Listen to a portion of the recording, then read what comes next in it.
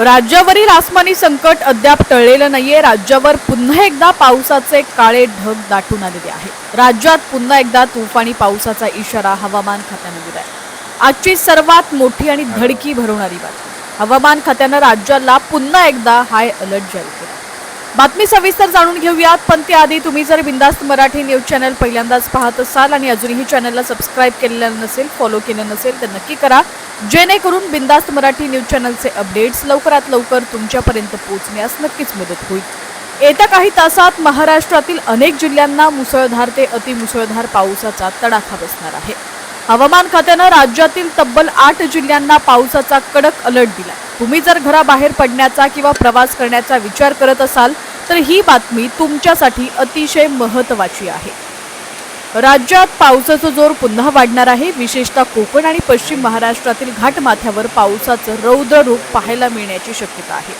पुणेकरांसाठी सर्वात मोठी आणि महत्त्वाची बातमी, पुण्याच्या घाट परिसरात अतिमुसळधार पावसाचा अंदाज वर्तवण्यात आलेला असून हवामान खात्याने पुण्याला ऑरेंज अलर्ट दिलाय। त्याचसोबत कोकण किनारपट्टी आणि मुंबईलाही पावसाचा मोठा तडाखा बसणार आहे। मुंबई, ठाणे, रायगड, रत्नागिरी आणि सिंधुदुर्ग या 5ही जिल्ह्यांमध्ये मुसळधार पावसाची शक्यता असून इथं येलो अलर्ट देण्यात आलाय।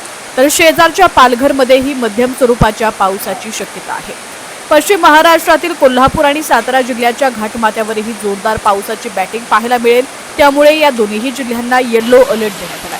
उत्तर महाराष्ट्राचा विचार केला तर धुळे, नंदुरबार, जळगावमध्ये हलका ते मध्यम पाऊस पडेल।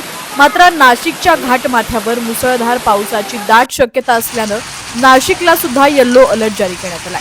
मराठवाडा आणि विदर्भासाठी मात्र थोडी दिलासादायक बातमी आहे। विदर्भातील नागपूर, अमरावती, अकोल्यासह सर्व 11 जिल्ह्यांमध्ये कोणताही अलर्ट नाहीये, तिथं केवळ हलक्या सरी कोसळतील।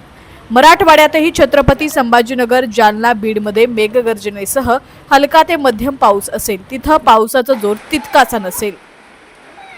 मुसळधार पावसाच्या या शक्यतेमुळे कोकण आणि घाटमाथ्यावरील नद्यांच्या पाणी पातळीत मोठी वाढ होऊ शकते। सकल भागात पाणी साचणं, वाहतूक विस्कळीत होणं आणि विशेषतः घाटमाथ्यावर दरडी कोसळण्याची मोठी शक्यता आहे।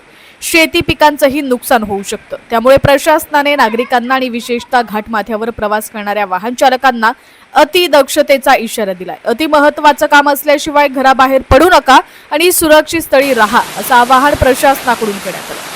राज्यातील पावसाच्या प्रत्येक क्षणाच्या अपडेटसाठी पाहत रहा बिंदास्त मराठी न्यूज।